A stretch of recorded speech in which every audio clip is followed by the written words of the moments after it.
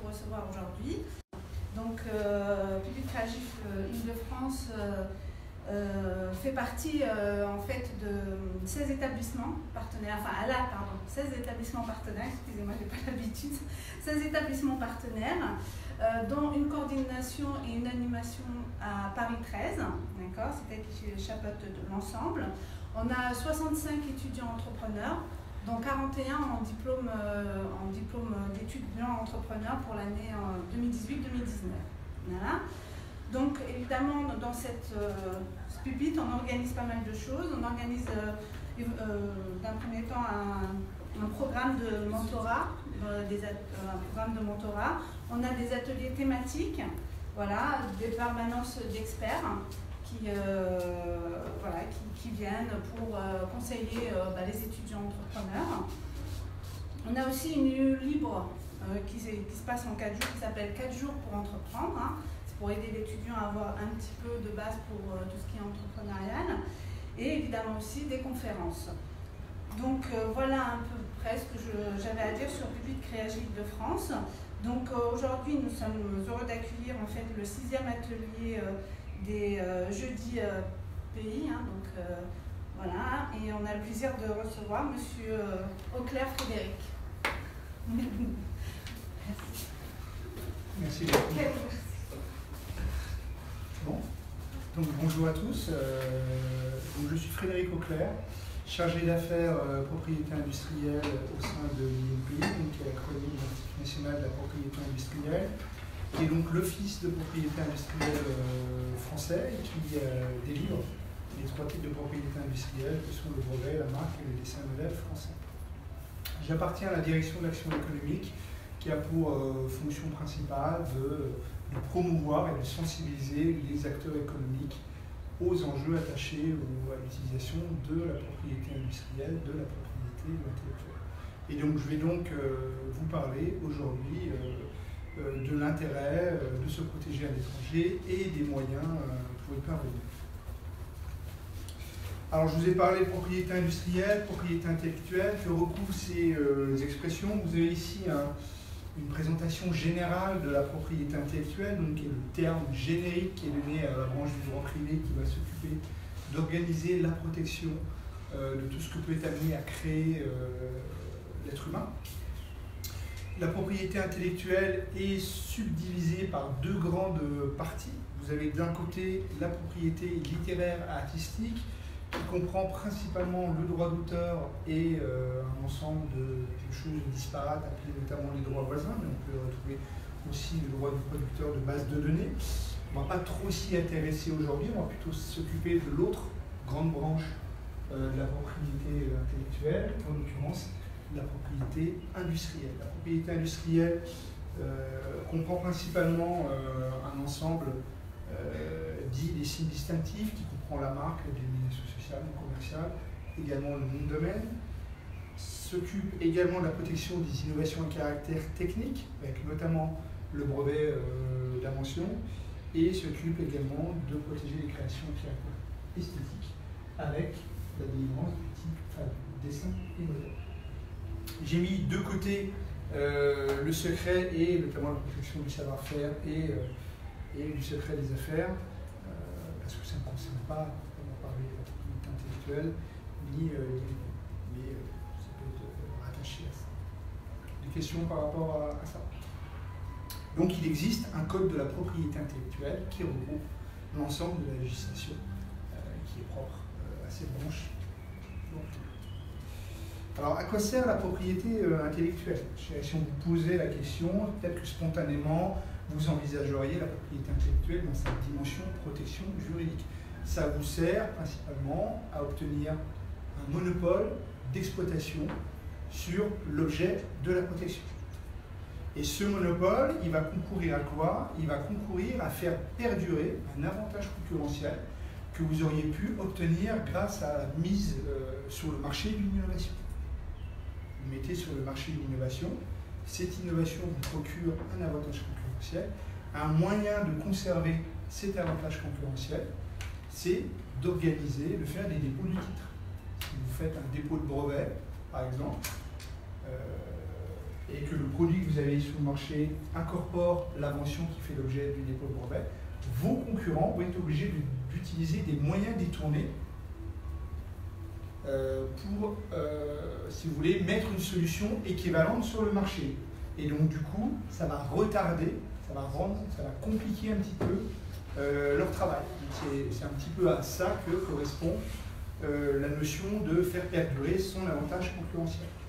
Il y a d'autres fonctions, d'autres usages qu'on peut faire de la propriété intellectuelle, qu'on essaie de mettre de plus en plus en avant pour rendre un petit peu plus sexy cette matière et y faire venir des personnes qui sont a priori réticentes. C'est notamment un bon moyen pour communiquer.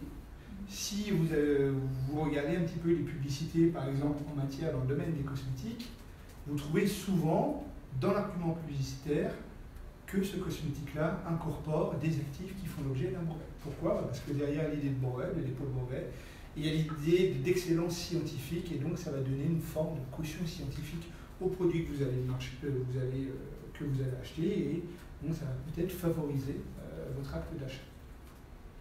C'est un bon outil de valorisation de l'entreprise, que ce soit en termes d'image de l'entreprise.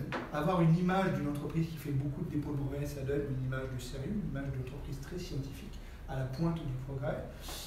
C'est aussi un bon outil de valorisation des personnes qui travaillent dans le secteur de la recherche et développement de votre entreprise, de voir notamment leur nom figurer dans les dépôts de brevets qui existent. C'est également un outil de valorisation sous l'angle financier, puisque les actifs de propriété intellectuelle, industrielle, sont valorisables et peuvent venir accroître sensiblement le capital, la valeur de l'entreprise. Il suffit d'imaginer pour la marque Coca-Cola le poids de la marque, la valeur de la marque constitue la plus grande partie de la valeur de l'entreprise. Pas forcément les immeubles ou les usines que possède Coca-Cola qui font l'ensemble de la valeur du patrimoine de la société, mais il y a une très grande valeur qui est attachée à la marque Coca-Cola. Mais enfin, c'est un véhicule technologique, c'est un moyen d'enrichir les connaissances de la société. Je vous ai mis sur la slide précédente en opposition un petit peu la propriété intellectuelle d'un côté et le secret de l'autre. La propriété intellectuelle, faire des dépôts de titres, ça participe à l'enrichissement des connaissances de la société. De propriété industrielle, et donc ces bases de données, encore une fois, sont en accès libre et gratuit. Donc il faut avoir le réflexe d'utiliser ces bases de données en amont, par exemple, de vos projets de R&D pour aller vous-même chercher une information qui vous est facilement accessible, de ne pas perdre du temps et de l'argent à commencer des travaux de recherche en partant dans une direction alors qu'il y a déjà beaucoup de choses qui ont été faites en matière de brevet là-dessus. Ce serait dommage d'essayer de réinventer l'eau chaude alors qu'il y a déjà beaucoup de dépôts, de recherches techniques qui ont été faites dessus. Et c'est encore une fois une information qui est en accès libre et gratuit, l'information brevet. On estime qu'à date, il y a à peu près une centaine de millions de documents qui sont en accès libre et gratuit, une centaine de millions de documents qui représentent à peu près 80-90% de l'information scientifique mondiale. Donc encore une fois, c'est à portée de main. Ce serait dommage de passer à côté. J'ai mis cette fois-ci pas en gras, encore une fois, d'autres usages, d'autres fonctionnalités assujetties à la propriété intellectuelle. C'est une arme lors de négociation. Si vous venez dans des accords de consortium ou si vous venez à la table de négociation et que vous avez en face de vous des acteurs qui sont plus puissants que vous financièrement, avoir des titres de propriété industrielle et donc la possibilité éventuellement d'agir en contrefaçon contre celui qui vous copierait, ça peut renforcer le poids que vous allez avoir à cette table de négociation. Et enfin, dernier élément, quand on rédige des titres de propriété industrielle, et particulièrement quand on fait un dépôt de brevet, on s'oblige à formaliser les connaissances techniques qu'il peut y avoir au sein d'entreprises. Dans les entreprises françaises, on dit qu'il y a beaucoup de savoir-faire qui est un petit peu évanescent, qui circule au sein de l'entreprise, qui reste attaché aux personnes qui les détiennent et qui peut disparaître, courir le risque de disparaître si la personne quitte l'entreprise, soit parce qu'elle part en retraite, soit parce qu'elle décède, soit parce qu'elle est débauchée par un concurrent. Et ça, c'est quand même une perte d'avantage concurrentiel. Donc, faire des dépôts de titres s'oblige à formaliser un petit peu ce savoir-faire de manière à ce qu'il reste au sein de l'entreprise, même si la personne qui le détenait quitte l'entreprise. Voilà rapidement, en termes d'introduction, ce qu'on peut dire sur les fonctions, les usages qu'on peut faire de la propriété intellectuelle. Je ne l'ai pas mis, et c'est dans l'élément valorisation, mais je rencontre beaucoup de startups. Faire des dépôts de titres, ça vous donne de la crédibilité également vis-à-vis des investisseurs. Quand vous faites le premier tour de table, si vous venez avec des titres de propriété industrielle, ça va rassurer les investisseurs potentiels. Alors, dernier slide en partie introductif, quelques mots sur mon employeur, l'INPI, et plus particulièrement la direction à laquelle j'appartiens. On est à peu près 160 experts INPI en France, hein, vous voyez les différentes implantations nationales, mais également des implantations à l'étranger. Alors cette fois-ci, ce sont des agents qui sont seuls dans les cellules économiques de certaines ambassades et qui vont chapeauter certains territoires étrangers. Donc si jamais vous faites de l'export et que vous rencontrez éventuellement des difficultés sur ces territoires étrangers, il faut avoir le réflexe éventuellement de contacter le représentant INPI qui est implémenté à l'étranger. Il peut vous aider un petit peu à vous dépatouiller dans vos problèmes, fluidifier les relations avec les institutionnels sur ces territoires étrangers. Alors là, vous avez juste les territoires sur lesquels ils se trouvent. Si vous allez sur le site de l'INPI, vous retrouverez les coordonnées précises de ces personnes, adresse mail et coordonnées téléphoniques. En tout cas, ma direction des affaires économiques, on est là avec les autres acteurs de l'écosystème de l'innovation, si besoin. Alors je vais rentrer un petit peu dans le vif de mon intervention, essayer de voir quels sont les grands enjeux qui sont attachés à la protection à l'étranger. Alors, première idée préconçue qu'on peut avoir, c'est que j'ai obtenu une protection en France et automatiquement je suis protégé à l'étranger. En faisant un simple dépôt de marque à l'INPI pour 210 €, automatiquement je suis protégé dans le monde entier. C'est une expérience réelle. J'ai déjà eu quelqu'un au téléphone qui pensait que ça fonctionnait comme ça. Ben non, pas du tout. Il y a ce qu'on appelle un principe de territorialité qui existe, qui fait que, en fait, les monopoles qui sont octroyés par les titres de propriété industrielle sont des monopoles d'exploitation qui dérogent au principe qui est celui de la liberté du commerce et de l'industrie. Et donc, les États n'octroient pas des monopoles comme ça sans contrôle. Ils sont très sourcillants par rapport à ça. Et donc, c'est vraiment État par État que les monopoles vont être octroyés. Donc, si vous voulez obtenir un monopole sur un territoire donné, il faudra que vous vous adressiez aux autorités, à l'office de propriété industrielle de ce territoire donné. Il y a un découpage territoire par territoire. Si je fais une demande de protection devant l'INPI, j'aurai un monopole d'exploitation qui est valable sur le territoire qu'administre l'INPI, en l'occurrence le territoire français. Mais je n'aurai pas un monopole qui va être valable, que je pourrais opposer, par exemple, en Italie, aux USA, ou au Canada, ou quel que soit le pays à l'étranger.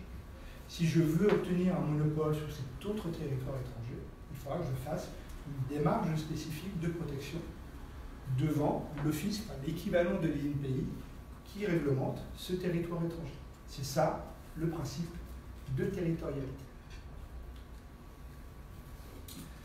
Deuxième élément à prendre en compte, la protection, notamment en France, pour ceux et celles qui l'ont déjà utilisé, n'est pas très chère, notamment si on la compare à ce qui se peut pratiquer ailleurs dans le monde. Donc il faut essayer d'anticiper les coûts qui pourraient qui vont être ceux d'une démarche de protection à l'étranger.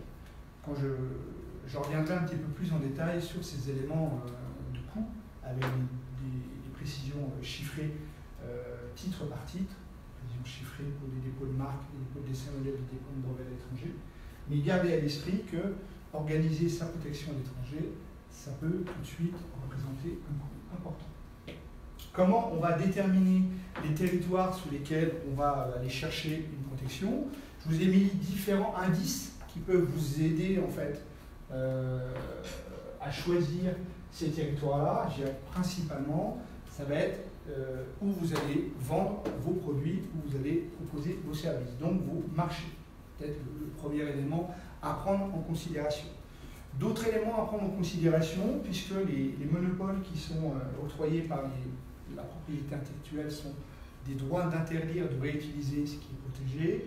Ce sont tous les lieux où la mise en œuvre de ce droit d'interdire va produire des effets intéressants. Donc ça peut être le lieu où vous faites fabriquer vos propres produits, le lieu où sont fabriqués les produits de vos concurrents, les territoires sur lesquels sont situés vos concurrents.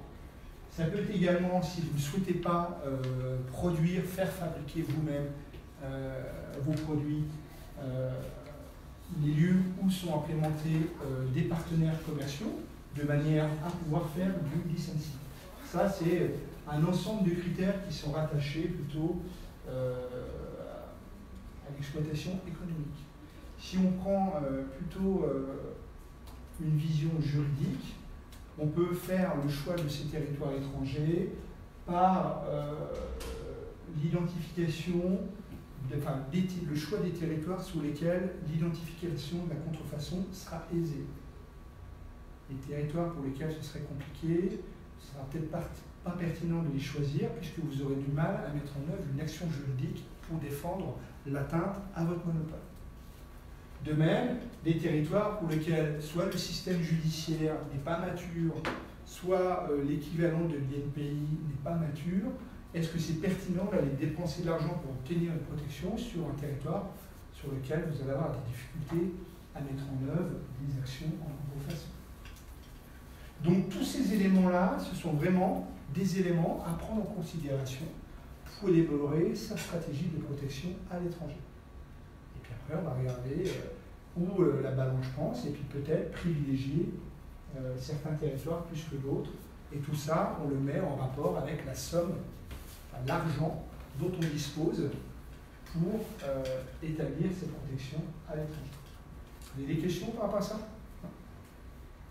Un dernier élément important qui semble important de relever, la question du timing. À partir de quand faire la démarche de protection à l'étranger? Idéalement, il faudrait tout faire en même temps, dans un bloc. Ça, il n'y aura pas de problème. Mais on l'a évoqué, il y a des considérations d'optimisation de l'argent à dépenser qui font que souvent on est obligé de faire des arbitrages sur les territoires qu'on va choisir. Et tout ça, il faut le faire dans un certain timing. Alors j'ai mis, si possible, le faire dans le délai de priorité. Qu'est-ce que le délai de priorité? C'est un mécanisme qui a été mis en place par la Convention du Paris, qui date de la fin du XIXe siècle, à laquelle adhèrent la plupart des pays industrialisés par le monde. Elle va mettre en place une sorte de délai de sécurité qui va vous permettre d'effectuer des démarches de protection à l'étranger avec un certain filet de sécurité. Pourquoi? Parce que si vous invoquez le délai de priorité qui est attaché à un premier dépôt qui a été fait dans un des pays membres de l'Union de Paris, par exemple, vous faites un premier dépôt en France aujourd'hui, et vous souhaitez faire le dépôt de la même marque, prenons l'exemple d'une marque, sur un territoire étranger. Si vous le faites dans les 6 mois du dépôt français, fictivement sur ce territoire étranger, on vous attribuera la même date de dépôt que le dépôt que vous aviez fait en France. Et donc, s'il y avait du dépôt entre-temps sur ce territoire étranger, nous ne vous antérioriserons pas. Je vois vous français si je n'ai pas été clair. Le délai de priorité en matière de marque, il est de 6 mois. Si je fais un dépôt aujourd'hui en France, vous allez avoir 6 mois pour faire des dépôts de marque, la même marque, à l'étranger, et sur ces territoires étrangers. Par exemple, je fais un dépôt de marque dans 4 mois en Italie, la même marque que celle que j'ai déposée en France 4 mois avant, et je revendique en Italie la priorité qui est attachée à la marque française. Et bien, en Italie, on va m'attribuer la même date de dépôt que la marque que j'avais fait en France.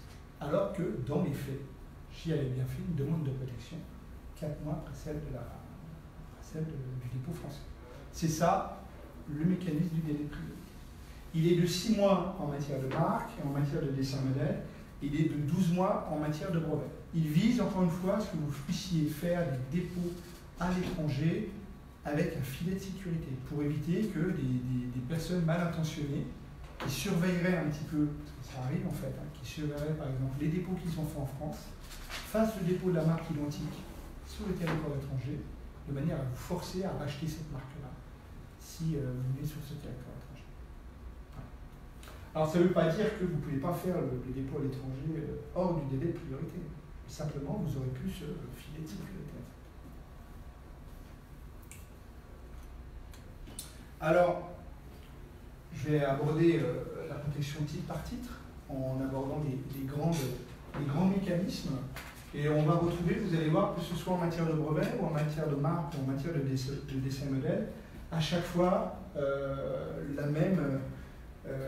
les mêmes modalités de protection en 3 possibilités. Vous avez déjà la possibilité d'aller vous protéger devant l'office du territoire étranger. Alors là, j'ai mis les pays en avant, mais si vous voulez une protection en Italie, vous allez toquer à la porte de l'office italien. Une protection aux États-Unis, vous allez toquer à la porte de l'USPTO, qui est le nom de l'office américain. Vous pouvez donc demander une protection directement devant l'office étranger qui régit le territoire qui vous intéresse. Ça peut être une démarche qui est intéressante si vous avez peu de territoire concerné.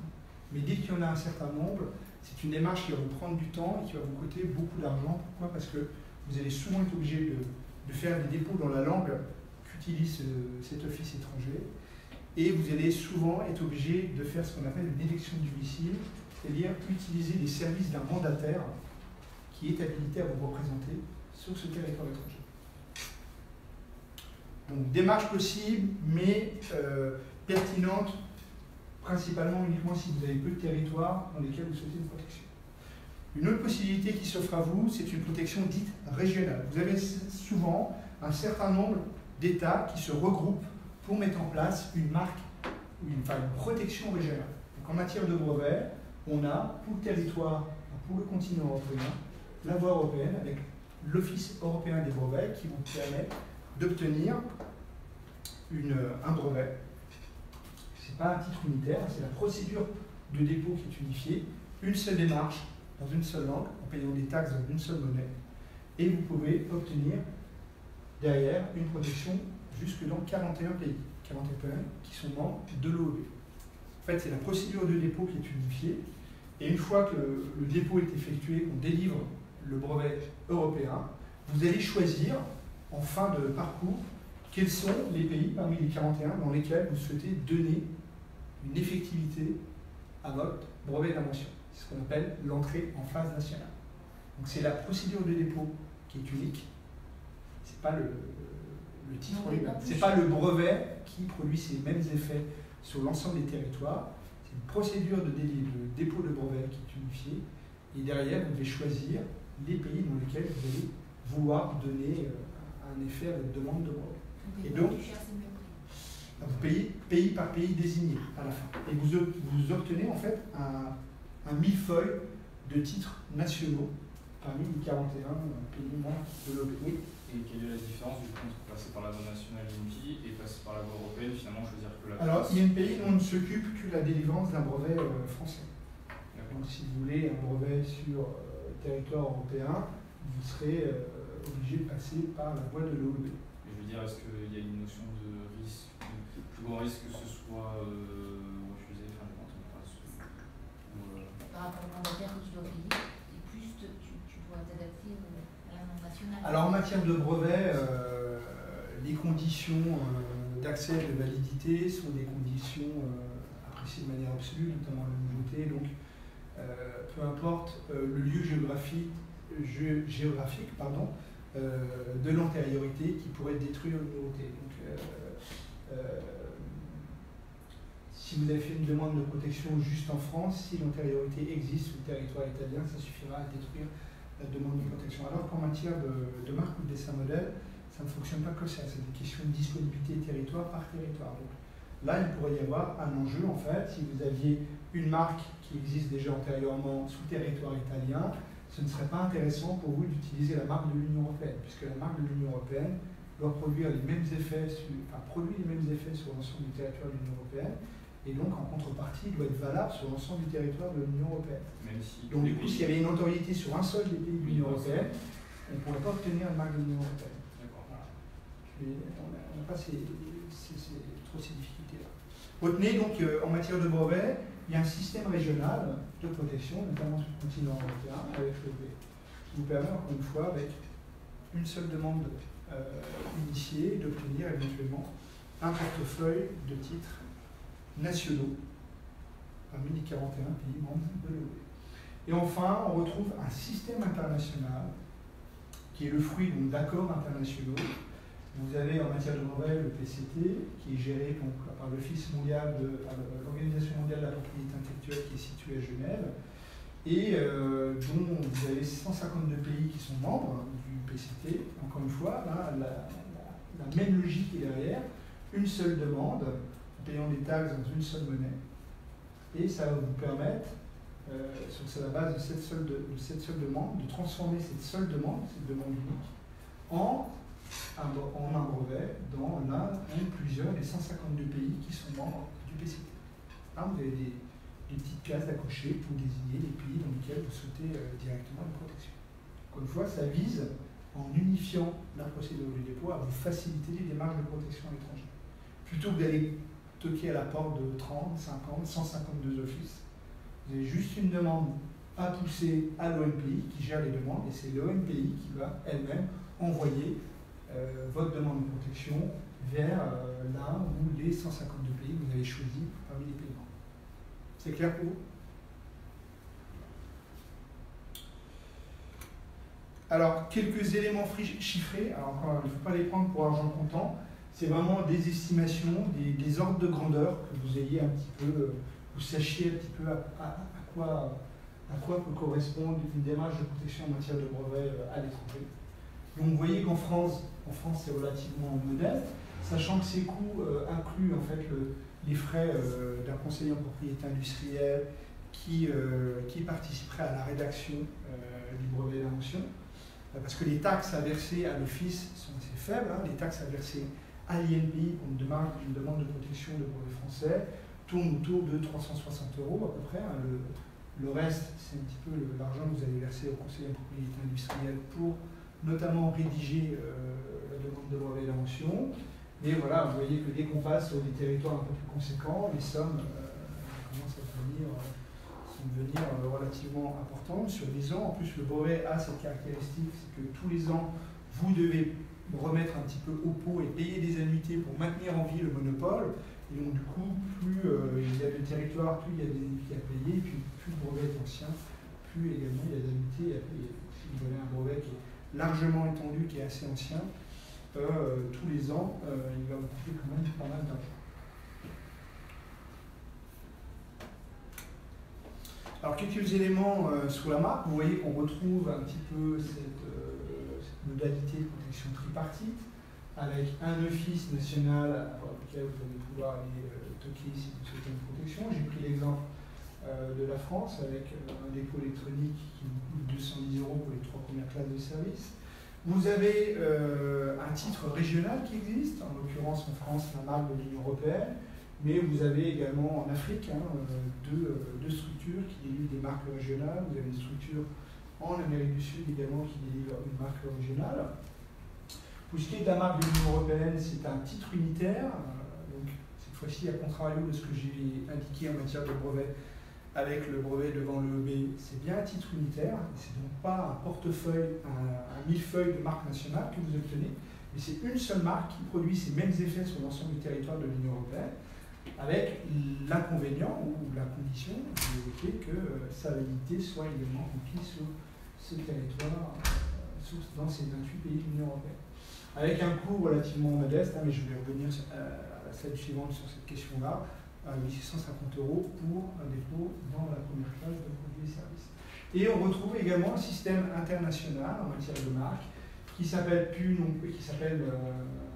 le système de Madrid et non plus PCT. Là encore une fois, c'est toujours la même logique, une seule demande dans une seule langue, et vous désignez les pays parmi les centaines de pays à date, me semble-t-il, qui sont membres du système de Madrid. Vous désignez donc dans votre demande le pays ou les pays qui vous intéressent parmi cette centaine de pays membres du système de Madrid. Pour utiliser le système de la marque nationale, la marque internationale, il est nécessaire d'avoir une marque nationale de base. On ne peut pas rentrer dans le système international directement. Il faut déjà avoir fait une demande de marque devant son office d'origine. Si vous êtes français, par exemple, l'INPI, Et une fois que vous avez une marque nationale de base, vous pouvez utiliser le système de la marque internationale, avec cette fois-ci un délai de priorité de 6 mois et non plus de 12 mois comme en matière de brevet. Quelques éléments chiffrés. Alors, pour une marque française, c'est 210 € pour les 3 premières classes de produits et services, puis 42 € par classe supplémentaire. Rapidement, qu'est-ce que la classe? Quand vous faites un dépôt de marque, vous devez désigner les produits et services que votre marque va servir à différencier de ceux des concurrents. Une classification internationale dite de Nice qui existe, qui range tous les produits et services qui peuvent exister dans 45 classes administratives. Voilà ce qu'il y a derrière la notion de classe. Donc, quand vous faites un dépôt de marque, vous désignez les produits et services qui vous intéressent, et après on regarde à combien de classes administratives ça renvoie, et ça permet de déterminer les taxes que vous allez verser à l'office concerné. Pour la marque de l'Union européenne, je vous ai dit c'est 850 € pour la première classe de produits et services, puisque c'est un dépôt monoclasse, 50 € pour la deuxième et 150 pour la troisième et les suivantes. Aux USA, c'est à peu près 354 € par classe. Tous les chiffres que je vous donne là ne sont pas à prendre pour argent comptant, c'est plutôt des ordres de grandeur. Vous voyez, au Japon, 100 € par classe pour le dépôt, 200 € par classe pour l'enregistrement. Tous les pays n'ont pas adapté les mêmes structures de coûts. Madrid, donc c'est le système de la marque internationale. Alors c'est un petit peu compliqué de détailler, mais comme vous devez utiliser, vous devez déjà avoir une marque nationale de base, vous devez vous adresser à ce qu'on appelle l'office récepteur. Donc, si vous êtes français, l'INPI, qui va lui transmettre votre demande à l'OMPI, l'Office mondial de la propriété intellectuelle, qui gère tout ce qui est international. Ça va coûter 60 €. Après, vous payerez une taxe de base pour utiliser le système de Madrid. Puis après, des taxes individuelles suivant les pays que vous avez désignés. Il y a des pays qui vont indiquer de vouloir percevoir qu'une taxe individuelle forfaitaire, en l'occurrence 100 francs suisses, et il y a des pays qui ont demandé à recevoir une taxe individuelle qui leur est spécifique. J'ai pris l'exemple des États-Unis qui a demandé à recevoir 300 francs suisses. Bon, c'est ça annuel, paraît... non, c'est une fois et c'est tout. Pardon. En matière de marque, oui, il n'y a pas de système d'annuité. Ça paraît un peu compliqué comme ça, la structure de coût sur le dépôt de la marque internationale. Sachez que sur le site de l'OMPI, il y a un calculateur de taxes automatique qui vous permet de simuler un dépôt international et de savoir précisément à combien va vous coûter le dépôt de marque internationale. Encore une fois, c'est pour que vous ayez à l'esprit des ordres de grandeur de coût. Et il n'y a que le brevet où c'est un système de... c'est principalement le brevet où c'est un système d'annuité. Les marques, c'est généralement une période de 10 ans de validité qui se renouvelle de manière indéfinie dans l'année ou dans les 6 mois qui précèdent l'extinction de cette période décennale de validité. On doit faire quand même l'action. Mais vous devez faire l'action, tout à fait, exactement. C'est une démarche positive que vous devez faire par vous-même. Et enfin, dernier titre pour lequel il y a un système tripartite, le dessin modèle, donc il y a un titre de propriété industrielle qui est dédié à la protection de l'esthétisme d'un produit ou d'une partie produit, de l'orientation. Vous avez encore une fois un système national, donc, en l'occurrence j'ai l'INPI, ou son équivalent. Vous avez un système régional avec, encore une fois, le MIPO qui délivre un dessin modèle de l'Union européenne. Et vous avez, on retrouve un système international avec cette fois-ci l'arrangement de la haie qui comprend 97 États membres et qui permet, là encore, toujours sur le même principe, une seule demande, dans une seule langue, donc des taxes dans une seule langue, de pousser votre demande de protection vers l'un ou plusieurs des 97 États membres du système de la haie. Et avec toujours un mécanisme de délai de priorité de 6 mois. Petite différence entre le système de la haie, donc les dessins modèles, et le système de Madrid des marques, c'est que le système de la haie peut être utilisé directement. Il n'exige pas d'avoir déjà un dessin modèle national au préalable. Quel budget pour le dépôt à l'étranger de dessin modèle? Vous avez des éléments chiffrés.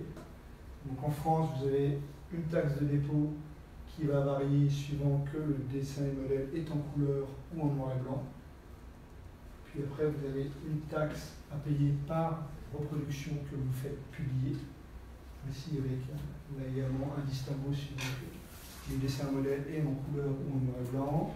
Vous avez un dessin modèle de l'Union européenne pour 350 €. Et derrière, je vous ai mis des exemples de dépôt de dessin modèle à l'étranger. Vous voyez qu'on retrouve dans certains pays étrangers le système des indemnités qu'on a en matière de brevet, qu'on ne connaît pas en France, ni le dessin modèle de l'Union européenne. En France, c'est des périodes de 5 ans renouvelables. Ah, c'est 5 ans. C'est des 5 ans. Et là, en fait, les annuités, c'est tous les ans, vous payez Oui, 5 €. exactement. Par exemple, pour la Chine. Exactement. Et en échange, si jamais on voit quelqu'un qui a pris le modèle. Alors, c'est pas en échange, hein. Encore une fois, le dépôt de titre vous octroie un monopole d'exploitation, à charge pour vous de défendre ce monopole derrière.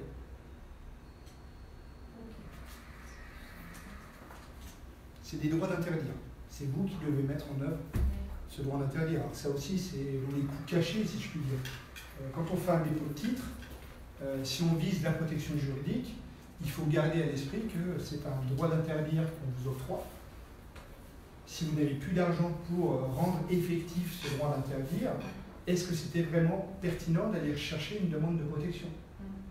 Il ne faut pas dépenser tout son argent dans l'obtention du titre et du monopole, si jamais vous n'avez plus d'argent pour défendre, faire des actions en contrefaçon, ce genre de choses par la suite. Particulièrement à l'étranger, où il y a certains territoires où le contentieux est très très cher. On dit toujours que le contentieux aux États-Unis a un coût astronomique par rapport à ce qu'on a l'habitude de connaître en France. Donc, quand on va rechercher et dépenser beaucoup d'argent pour obtenir une protection sur ce territoire-là, et qu'on vise la fonction protection juridique de la propriété intellectuelle, il faut se dire que ça va coûter encore beaucoup d'argent pour introduire éventuellement des actions judiciaires, les procès en contrefaçon, si je rencontre un contrefacteur. Et je vais conclure ma présentation avec en vous brossant un petit peu les dispositifs d'accompagnement que l'INPI met à disposition des startups, des entreprises, tous les acteurs économiques. On a différents outils. La première étape de notre dispositif d'accompagnement, c'est donc de faire un point avec vous sur les enjeux pays que vous pouvez avoir à un instant donné, soit par le biais d'une rencontre informelle, soit par le biais ce qu'on appelle un pré-diagnostic, une sorte d'audit qu'on fait de vos besoins pays à un moment donné. Je n'ai pas mis dans la slide, mais on a un outil spécifique qui est dédié aux startups, un accompagnement startup également, qui s'inscrit un peu plus sur la durée, où on s'engage à vous revoir tous les 5-6 mois pour faire un point, encore une fois, sur vos problématiques pays, à l'instant où on se rencontre, en faisant un bilan sur les actions passées. C'est gratuit. C'est gratuit. Qui peut déboucher sur également une lettre de recommandation de l'INPI, par laquelle on attestera qu'on vous a bien suivi pendant 2 ans, que le sujet pays vous préoccupait. C'est toutes les informations que vous retrouverez sur le site de l'INPI. Ça, c'est, je dirais, le premier étage de nos dispositifs d'accompagnement. À la suite, on a un dispositif d'accompagnement financier qui présuppose qu'on se soit déjà rencontré au préalable, qu'on ait identifié que vous aviez besoin de mettre certains types d'actions en matière de propriété intellectuelle en œuvre, et que l'accompagnement financier de l'INPI jouerait un effet de levier dans sa mise en œuvre. Donc on peut cofinancer le recours à certaines actions en matière de propriété intellectuelle. Ça, c'est des priorités de l'État, c'est-à-dire que ça peut varier d'un... Oui, ça vient. En fait, un domaine d'activité peut être priorisé. Typiquement, oui, l'accompagnement start-up, il fait suite quand même à... On voit bien que le gouvernement Macron s'est un peu focusé sur cette typologie d'acteurs économiques, et donc on a mis en place un accompagnement spécifique par rapport à ça. Donc vous avez du budget pour accompagner les startups dans la protection du startup. Oui. Donc PASSPI, on a à date 15 actions en matière de propriété intellectuelle qui sont confinançables. Ça va de la recherche d'antériorité, de l'étude de brevetabilité, à la mise en place d'accords ou de clauses en matière de propriété intellectuelle, l'élaboration d'une stratégie de protection internationale. Enfin, vous trouverez le détail des actions qui sont cofinançables sur le site de l'INPI. C'est un cofinancement, donc l'INPI abonde 50% du montant de la prestation, et l'abondement d'INPI est capé à hauteur de 3 000 €. La prestation ne doit pas dépasser l'enveloppe globale de 6 000 €. Encore une fois, tous les détails sont sur le site de l'INPE. L'outil, l'étage suivant, Masterclass propriété intellectuelle. C'est un outil de formation qui s'adresse à peut-être des entreprises un petit peu plus matures en matière de propriété intellectuelle et qui souhaitent intégrer celle-ci à leur stratégie d'innovation, voire à la stratégie globale de l'entreprise, et qui vous permet de bénéficier sur 6 mois de journées de formation collective avec les autres participants au programme, de journées de formation, de demi-journées de formation individuelle au sein de votre structure sur les thématiques que vous aurez définies en commun avec l'INPI. Là, c'est un dispositif payant, mais l'INPI en prend la plus grande partie à sa charge. Vous demandez une participation de 3 000 € sur un dispositif dont on évalue le coût à 10 000 €. Et c'est combien d'heures de formation? Donc, alors vous avez en entrée de dispositif 2 journées collectives avec les autres participants du programme. Après, dans les 6 mois, vous avez 4 demi-journées de formation dans votre structure. C'est vous qui définissez le nombre de participants au sein de votre structure à ces demi-journées de formation. Et vous avez en sortie de programme une journée collective. Et ne figure pas également sur cette slide le dernier dispositif qu'on appelle cartographie des inventions. Encore une fois, vous en trouverez le détail sur le site de l'INPI, qui est un dispositif de veille technique qui vous permet de faire apparaître sur une carte type IGN l'ensemble des brevets qui sont déposés de par le monde dans un secteur donné. Donc ça vous permet après, en naviguant sur la carte, d'aller prendre de l'information sur les tendances dans le secteur technologique, d'identifier éventuellement des contrefacteurs ou des partenaires potentiels. C'est un outil assez formidable qu'on a voulu démocratiser. C'est à la base des logiciels très puissants qui sont utilisés que par les grands groupes et qu'on met à disposition à prix coûtant des opérateurs économiques. Encore, c'est payant. Autour de 3 600 €, me semble-t-il, l'utilisation. Ça montre les... Oui, c'est comme une carte hygiène. Ouais. Ouais. Vous donnez des mots-clés à l'INPI qui caractérisent votre secteur technologique. Et si jamais il y a suffisamment de brevets qui sont déposés de par le monde dans ces secteurs-là, l'outil permet de générer une carte, vraiment comme une carte d'état-major. Et après, on peut aller naviguer au sein de la carte et scroller, notamment faire ressortir. Quand il y a beaucoup de brevets dans un domaine donné, ça va faire apparaître une montagne. Quand il y a peu de brevets dans un secteur applicatif donné, ça va faire apparaître une plaine ou une mer. Et donc, du coup, après, en faisant clignoter, par exemple, les brevets. C'est 3 600 € par an. Non, c'est le fait d'utiliser une première fois l'étude. Donc, on vous remet un document et vous avez l'utilisation de l'outil avec l'ingénieur qui sera en charge de la recherche pendant l'entrevue que vous avez avec lui pendant 2-3 ans. D'accord. Donc là, vous pouvez dérouler tout. Voilà, exactement. Rentrer dans l'outil avec lui et le but de rentrer dans l'outil, c'est d'identifier les brevets qui vous semblent intéressants. Et donc, quand vous avez identifié les brevets, on va vous remettre un document qui liste ces brevets identifiés. Mais il y a une vidéo sur le site de l'INPI, je vous en parle comme ça, mais comme c'est un outil qui est très visuel, il faut le voir fonctionner pour que ça vous parle, et vous avez une présentation sur le site de l'INPI de cet outil, ce sera plus parlant. Pour les 3 000 € pour la masterclass, Oui. c'est par entreprise? Oui. C'est ça? Oui.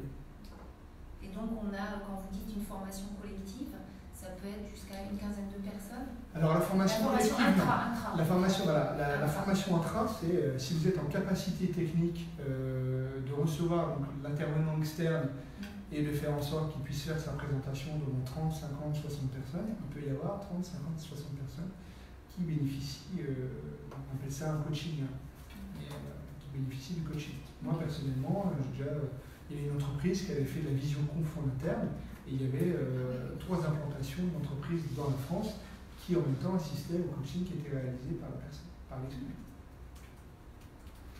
Voilà, j'en ai terminé. Je ne sais pas si vous avez d'autres questions. Oui. J'ai une petite question oui. concernant le logo en fait, tout ce qui est logo, bon, ça fait plus partie de marque, et est-ce que c'est totalement séparé de dessin et modèle aussi Et non, pas du tout. La frontière est beaucoup plus tenue que ça. Le logo en tant que tel n'est pas une définition juridique. C'est plutôt l'usage que vous allez en faire qui va déterminer quelle protection vous allez aller rechercher. Si vous créez un logo from scratch, hein, et que c'est un logo qui est considéré comme étant original, qui est le critère de validité en matière utilisable, invocable en matière de droit d'auteur, vous allez obtenir, sans accomplir de formalité, une protection au titre du droit d'auteur. Donc ça, c'est déjà une première chose. Après, votre logo, vous pouvez en faire une utilisation, par exemple, sur vos vêtements, pour vous différencier des vêtements des concurrents. Là, c'est un usage à titre de marque que vous faites de votre logo. Il peut être, dans ce cas de figure-là, intéressant de venir sous le terrain du droit des marques pour obtenir une protection. Pourquoi ne pas se contenter uniquement du terrain du droit d'auteur, puisque je vous dis que le droit d'auteur, il n'y a pas de formalisme à accomplir. Justement, comme il n'y a pas de formalisme à accomplir, il n'y a pas d'effet annonciateur déclaratif quand on fait un dépôt en avertissant les tiers qu'on a fait une demande de protection. Alors qu'en matière de droit des marques, comme il y a un dépôt obligatoire à effectuer et une publication de votre demande dans des bases de données, les tiers sont informés que vous demandez une protection. Donc ça peut être intéressant de cumuler avec une protection uniquement au titre du droit d'auteur et de venir sur le terrain du droit des marques, ne serait-ce que pour avoir cet effet information des tiers. Et le terrain des droits des dessins et modèles, éventuellement, si ce logo a une apparence ornementale, vous pouvez éventuellement venir chercher une protection sur le terrain du droit des dessins et modèles. Pourquoi multiplier les protections? Parce qu'on peut se retrouver invalidé sur un titre juridique spécifique et pas sur l'autre. On peut considérer que ce n'est pas nouveau, mais pour autant c'est distinctif sous le terrain du droit des marques. Et donc ce que vous perdriez sous le terrain du droit d'auteur, vous pourriez le conserver sous le terrain du droit des marques. Et puis après, quand on agit en contrefaçon, c'est toujours mieux d'avoir plusieurs cartouches dans son fusil que d'en avoir une seule. C'est un exemple d'enjeu qu'il peut y avoir à utiliser plusieurs modalités de protection. Ce qui veut dire qu'une même création de base peut cumuler un ensemble de protections différentes. C'est tout à fait possible. Et donc du coup, concernant le logo, il faut bien faire évidemment attention, si c'est pas une langue, il faut que le contrat soit bien établi, comme quoi il y a une totale cession. Là, on revient plutôt sur des problématiques qui sont propres au droit d'auteur. Je vous dis qu'il n'y a pas de formalisme à accomplir, le droit naît automatiquement si la création est originale, et c'est le droit d'auteur, comme son nom l'indique, qui est très protecteur de la personne de l'auteur. Donc principalement celui qui a créé. Et généralement, peu importe le contexte de la création, que ce soit une création dans le cadre d'un contrat de travail ou d'un contrat de commande, par principe, les droits d'auteur naissent quand même sur la tête de l'auteur personne physique, principalement. Donc du coup, il faut penser à organiser la cession des droits d'auteur, de l'aspect patrimonial des droits d'auteur, la cession des droits patrimoniaux, pour pouvoir derrière exploiter ce qui a été créé par un tiers. Et particulièrement, je rebondis sur la question du logo et du droit des marques qu'on a évoqué sur la question précédente, notamment si jamais vous faites céder les droits d'exploitation sur un logo qui a été créé par un graphiste externe, il faut, si vous souhaitez le déposer à titre de marque ou de dessin modèle par la suite, que dans le contrat de cession, il y ait la mention explicite que vous avez le droit de le déposer à titre de marque et de dessin modèle.